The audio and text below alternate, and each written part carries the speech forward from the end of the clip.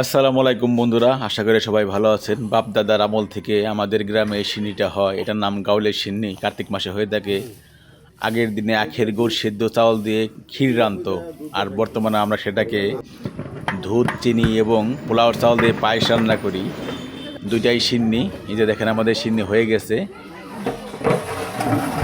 গ্রামের সবাই মিলে এই আয়োজনটা আমরা করে থাকি। এই যে আমাদের সিন্নি বাড়া হয়েছে, কিছুক্ষণের মধ্যে বিতরণ শুরু হয়ে যাবে।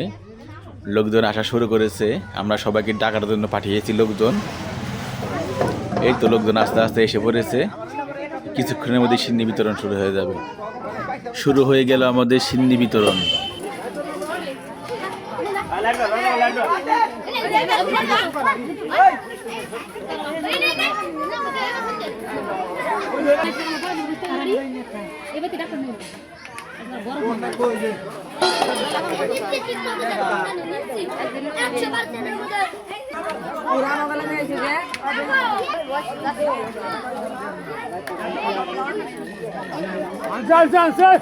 হ্যালো